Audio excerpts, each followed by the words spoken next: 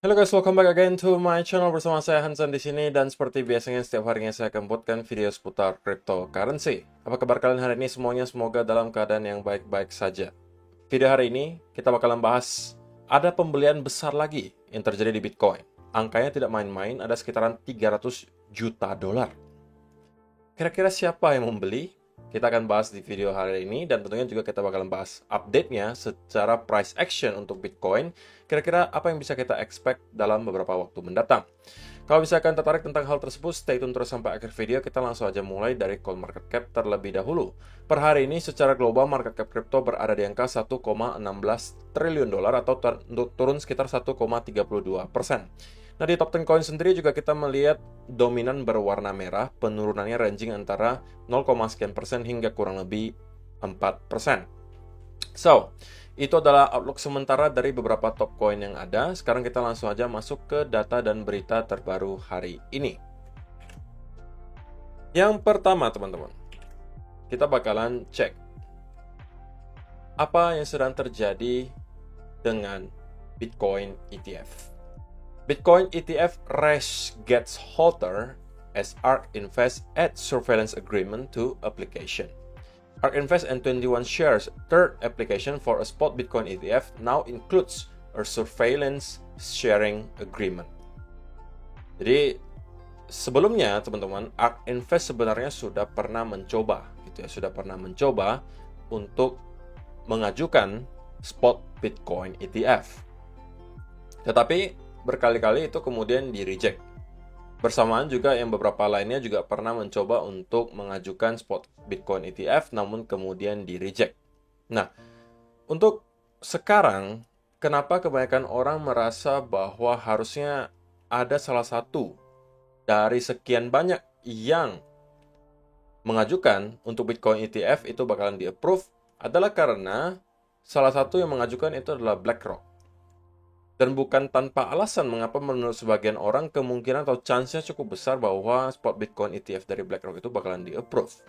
Karena dari data historinya, sekali lagi, 99% spot Bitcoin, bukan spot Bitcoin, tapi ETF yang diajukan oleh BlackRock itu disetujui oleh SEC, 99%, teman-teman. Dari 500-an ETF yang mereka ajukan, cuma satu saja yang ditolak. Jadi secara statistik tentunya chance-nya cukup besar bahwa spot Bitcoin ETF dari BlackRock itu bisa di-approve. Ya walaupun ada chance kecil bahwa itu ditolak, tetapi untuk sementara sepertinya market beranggapan bahwa spot Bitcoin ETF dari BlackRock itu sepertinya bakalan bisa di-approve. Dan yang lainnya juga nggak mau ketinggalan teman-teman. Karena begini, kalau misalnya punya BlackRock itu di-approve, maka harusnya SEC tidak punya alasan terlalu banyak untuk mereject juga yang lainnya gitu loh. Ataupun kalau misalnya ada sesuatu yang katakanlah menyimpang, itu mungkin mereka tinggal nyontek aja dari BlackRock gitu. Sebenarnya apa sih yang dimaui oleh SEC, mereka tinggal ngikutin dan nanti juga bisa di-approve. Ya kan? Jadi untuk sekarang semakin banyak yang kita tahu terakhir itu ada 4 atau 5 yang mengajukan spot Bitcoin ETF, tapi hari ini akan ada 2 lagi, ARK Invest dan juga 21 Shares, yang juga melakukan kembali aplikasi untuk membuka spot Bitcoin ETF. Dan dalam beberapa waktu mendatang harusnya kita akan melihat keputusan dari SEC apakah akan ada yang di-approve atau tidak. Tapi menurut kalian bagaimana teman-teman? Apakah akan ada pada akhirnya spot Bitcoin ETF yang di-approve? Ataukah menurut kalian lagi-lagi semuanya bakalan di-reject? Mungkin kalian boleh kasih komentar kalian di kolom komentar di bawah.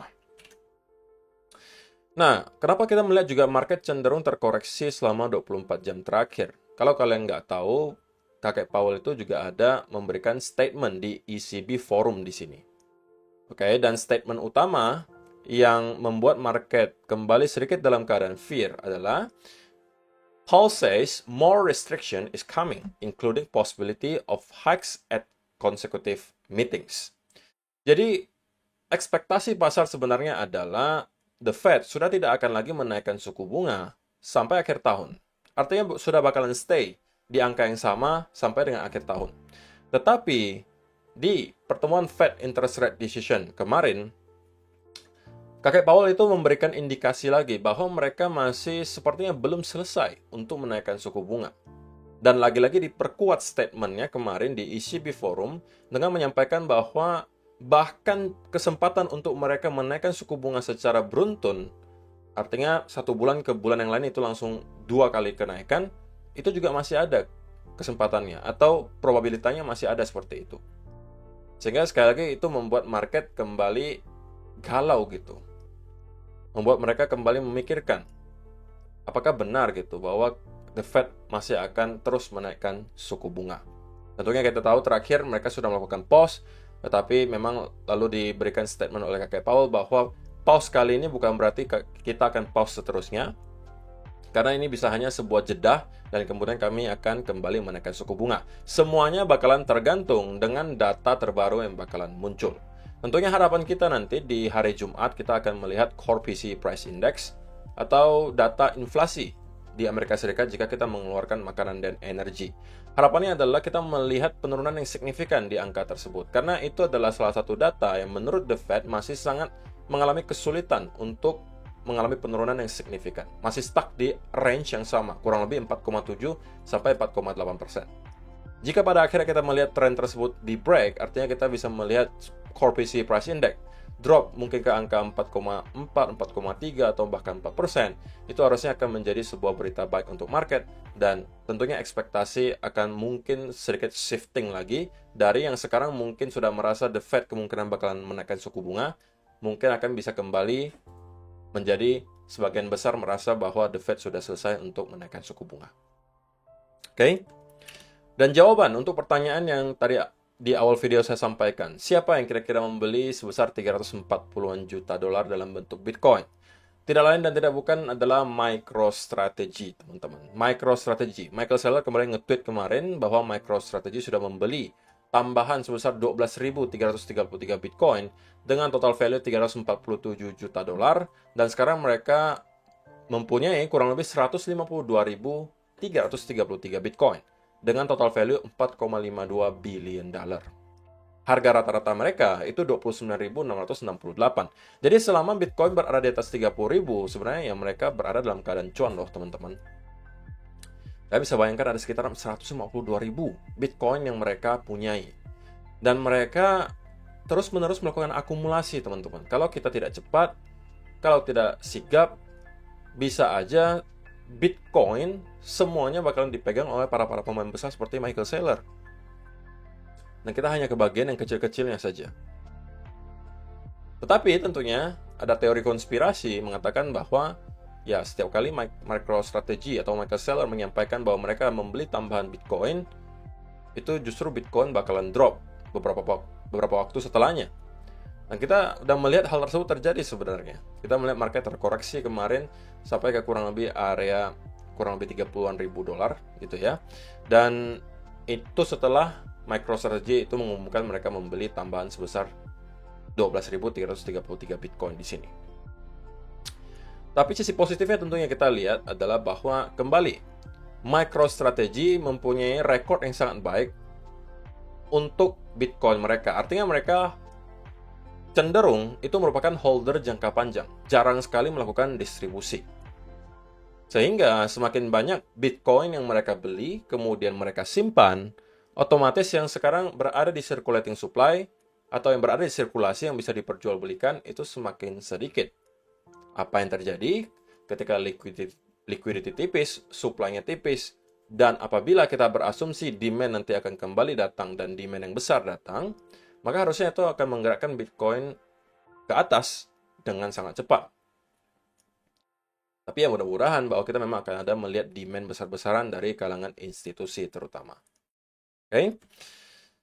Dan berkaitan dengan hal yang tadi gitu ya, bahwa ada chance bahwa kita bisa melihat demand yang sangat besar datang adalah apabila memang Bitcoin Spot ETF dari BlackRock dan kawan-kawan itu bisa di-approve. Nah, ini kita berteori aja gitu, teman-teman. Kalau misalnya, ini perhitungannya Willy Woo ya, kalau katakanlah 5% dari masing-masing total aset yang mereka punyai di sini dimasukkan ke dalam Bitcoin sekarang. Artinya 5% dari BlackRock, 5% dari Fidelity, 5% dari JP Morgan, dan seterusnya. Kita anggap 5% saja. Sekarang ya, kalau misalnya tiba-tiba dimasukkan ke Bitcoin, mereka masing-masing mengalokasikan 5% dan dibelikan Bitcoin, maka menurut Willy Woo harusnya harga Bitcoin itu bisa nyampe ke sekitaran area $310.000. $310.000 per satu Bitcoinnya. Ya tentunya teman-teman, ya ini cuman perhitungan kasarnya saja. Dan tidak mungkin juga mereka secara sekaligus langsung membeli 5%, masing-masing 5%. Mereka juga tidak sebodoh itu, teman-teman. Mereka pasti akan menunggu harga yang murah, kemudian mereka start untuk alokasikan sedikit, tunggu lagi koreksi, masukkan lagi sedikit. Mereka nggak mungkin langsung membeli di spot dan membuat harganya meroket gitu. Tapi yang perlu kita tahu hanya adalah jika sudah ada BlackRock, Fidelity, JP Morgan, Morgan Stanley, dan kawan-kawan yang menjadi holder, ya biasanya cepat atau lambat kita akan melihat aset tersebut kembali meroket. Cuma pertanyaannya saja, apakah kalian bersabar atau tidak gitu. Dan apakah kalian memang seorang investor atau memang kalian merupakan seorang trader. Kalau kalian investor, otomatis kalian harusnya bisa bertahan sampai bertahun-tahun.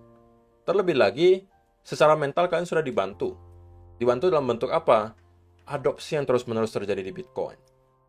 Para institusi besar di sini yang kemudian sudah start untuk embrace Bitcoin. Mereka mau buka spot Bitcoin ETF, ada yang mau jadi custodian cryptocurrency, ada yang juga buka exchange baru, dan lain sebagainya. Ini tidak akan kalian dapatkan sekali lagi di cycle-cycle sebelumnya. Di cycle-cycle sebelumnya kalian nge-hold Bitcoin itu hanya berdasarkan kepercayaan diri kalian. Tapi kali ini kalian dibantu oleh kepercayaan dari para institusi,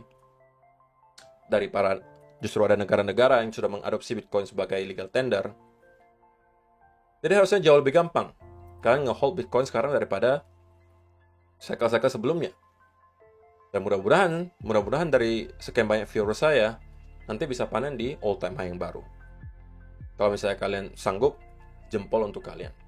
Walaupun belum sekarang, tapi yang perlu kalian tahu, kalian sudah melewati banyak sekali hal dalam 1-2 tahun terakhir. Bertahan, oke, sabar. Harusnya dalam beberapa tahun ke depan kita bisa melihat Bitcoin berada di harga jauh lebih tinggi daripada sekarang. Oke, so itu adalah beberapa data dan berita hari ini yang pengen saya sampaikan untuk kalian. Sekarang kita masuk ke chartnya Bitcoin dan saya pengen langsung aja mulai di 1 hour chart. Oke teman-teman, kita melihat Bitcoin sekali lagi.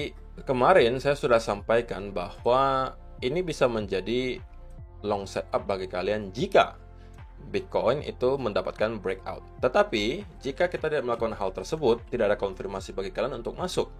Dan justru kalau kita terus-menerus terkoreksi di sini, ini berarti chance-nya cukup besar bahwa kita akan membuat 2 wave, atau ini adalah permulaan dari wave kedua. Nah, kita sebenarnya sudah membuat wave kedua tersebut dengan, kalau misalnya kalian perhatikan, kita sudah break dari area low terakhir loh teman-teman. Nah, lalu pertanyaannya, apakah koreksi kali ini sudah berakhir, teman-teman? Apakah koreksi di sini sudah selesai dan kita sudah akan start untuk kembali rally ke atas? Nah, untuk sementara tidak ada sama sekali menurut saya indikasi yang kuat yang menunjukkan ke arah tersebut. So, saya masih belum terlalu excited juga untuk mencari setup sekarang. Alasannya sesimpel karena sekali lagi, pergerakan yang teman-teman lihat di sini itu tidak disertai dengan volume yang terlalu kuat gitu loh. Dan bagi saya untuk long di sekitaran area di sini itu belum ada setupnya. Short juga menurut saya tidak worth it. Kenapa tidak worth it? Karena dari segi risk and reward bagi saya itu tidak akan terlalu besar. Karena saya sudah sampaikan ini di video beberapa hari yang lalu juga. Kalau kalian mau short di sekitaran area di sini, itu cenderung hanya untuk short term saja scalping. Tapi trade dengan RR yang lebih baik itu masih ke arah long gitu. Nah, tetapi saya masih sangat skeptis melihat price action di sini untuk menyatakan bahwa Bitcoin sudah menyelesaikan koreksi yang ada. Kalau ternyata kita mampu jebol di atas area trend di sini dengan manner yang meyakinkan, dengan manner yang meyakinkan, artinya kita break disertai dengan volume yang cukup tinggi kemudian consolidate, maka itu akan kemungkinan memperbesar chance bahwa kita sudah menyelesaikan koreksi kali ini dan kita akan kembali start untuk membuat high yang baru. Tapi sebelum itu, saya masih akan sedikit skeptis dan saya justru akan menunggu sedikit di area yang lebih rendah. Karena bagi saya harusnya market maker masih akan sekali lagi menargetkan mungkin stop loss yang akan ada berada di sekitaran sini. Jadi range antara 29.600 sampai area 29.000 bagi saya itu adalah area yang kemungkinan bakalan dituju oleh market maker. Perlu kalian ingat teman-teman bahwa hari Jumat nanti akan ada Core PCE Price Index yang kemungkinan juga mempunyai kapasitas untuk dapat menggerakkan market. So saya rasa akan ada semacam percobaan untuk menjemput likuidasi di sekitaran di sini, baru kita mungkin akan start untuk bounce lagi ke atas. Nah, kemarin saya sempat melakukan short term, sebenarnya short di sekitaran area di sini. Kalau misalnya teman-teman yang ada copy trade dari saya di Fairdesk, harusnya mempunyai posisi tersebut dan sudah saya close. Tiga-tiganya dalam keadaan profit. Dan sekarang saya kembali mencari peluang lagi, setup lagi, tapi belum sekarang teman-teman. Saya sekarang lebih prefer untuk mencari peluang untuk long, tapi kemungkinan di sekitaran area range di sini. Mungkin saya nanti akan zoom in ke 15 minute atau 5 minute chart untuk melihat di mana kira-kira area yang tepat untuk saya start building posisi. Tapi intinya adalah saya sekarang lebih fokus untuk mencari peluang untuk long. Dua senario yang bisa saya ambil adalah pertama kalau kita breakout di sini.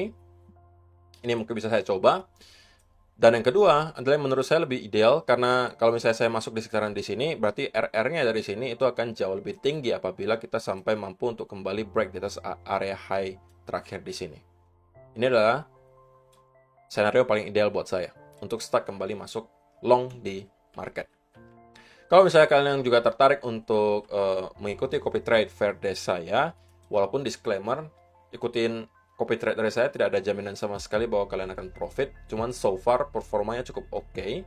Kalau misalnya kalian tertarik, kalian harus daftar dulu ke Fairdesk. Link pendaftarannya sudah ada di kolom description box di bawah. Kemudian setelah mendaftar wajib dengan link tersebut, kalian bisa masuk ke tab copy trade dan kemudian kalian bisa ikuti copy trade saya. Kalian tinggal ketikkan nama saya Hansen Low, nanti akan ketemu, akan muncul dan kalian bisa langsung ikuti. So, untuk short term bagi saya ini belum ada setup sama sekali, no trade zone bagi saya. Oke, saya lebih menunggu kedua senario tersebut terjadi, antara kita menjemput likuidasi ke sekitaran area di sini terlebih dahulu. Di sini saya akan sudah start untuk mencari peluang untuk long, atau yang kedua kita akan break dan saya akan mencari peluang untuk long juga. Nah, yang bisa menginvalidasi senario tersebut apa? Apabila kita mendapatkan breakdown dari sini, kemudian disertai bearish continuation pattern, maka posisi yang saya buka di sekitaran area di sini itu akan saya close karena market kembali memberikan kita clue bahwa bullish momentum belum kembali dan kita kemungkinan justru akan melanjutkan penurunan. Ini yang bisa menginvalidasi senario yang tadi saya sebutkan, di mana saya merasa harusnya probabilitasnya cukup besar bahwa senario ini akan terjadi.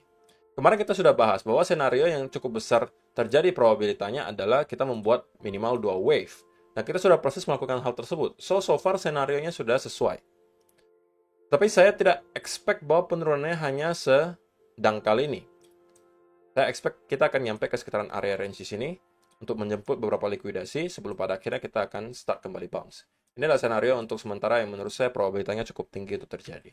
Ya, walaupun mungkin hari ini kita bisa aja kembali bounce, lalu kembali drop lagi, itu tetap sama saja. Senario tetap sama gitu teman-teman. Oke, in the end of the day saya mencari peluang untuk kita long di sekitaran area di sini. Targetnya bisa minimal nyampe ke area trend line. Kalau ini break, kita bisa targetkan ke area high, kemudian ke higher high yang baru. Simpel itu. Oke, so saya rasa itu aja yang perlu saya sampaikan untuk video hari ini. Terima kasih untuk kalian yang sudah menonton sampai selesai. See you in the next video. Bye-bye.